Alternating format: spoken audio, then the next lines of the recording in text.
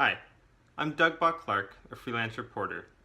In January 2017, the Pulitzer Center on Crisis Reporting sent me and another reporter, Corey Pattison, to Myanmar and Bangladesh to report on how what was once one of the world's most isolated countries has been grappling with opening itself up to globalization.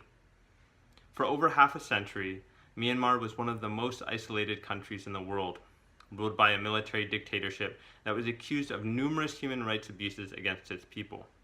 In 2012, less than 1% of its population was connected to the internet, and the number of cell phones per capita was the lowest in the world, behind even North Korea.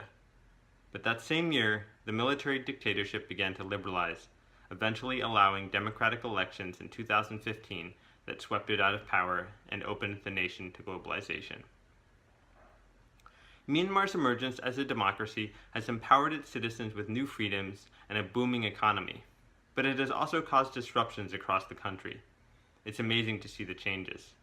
When I first visited in 2011, I had to walk in with stacks of crisp $100 bills because they had no ATMs and there was essentially no internet. The poverty was very visceral. I had to go in through Thailand because of all the terrible diplomatic relations between America and Myanmar. This time, however, all that's changed. I came in without having to do any visa shenanigans, the country's hooked up to the global banking system, everyone's got a smartphone, and the USA is really promoting this latest surge of democracy in Myanmar. However, not everything's been good. Corporations have rushed to exploit the old-growth teak forests and rich gemstone mines of the country, causing environmental damage.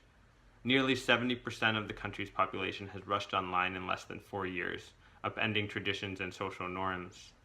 Ethnic rebel groups and the government have clashed over how to share power.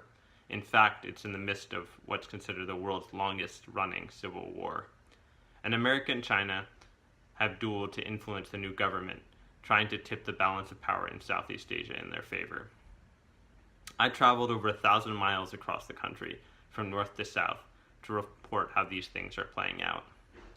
For the New York Times, I'm writing about how the boom of capitalism is driving the environmental degradation of the Irrawaddy River.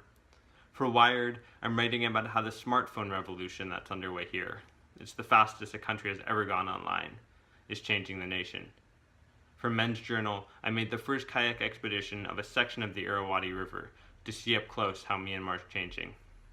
And for Foreign Policy, I'm reporting on the civil war in Myanmar's northern Kachin state and the Rohingya genocide, the plight of a small Muslim ethnic minority being persecuted by the Burmese majority. I hope you'll check out these articles as they come out in their respective publications. I think that they show that while Myanmar is making amazing strides in some areas, it's still also struggling to escape the demons of its past. And thanks to the Pulitzer Center for supporting this project.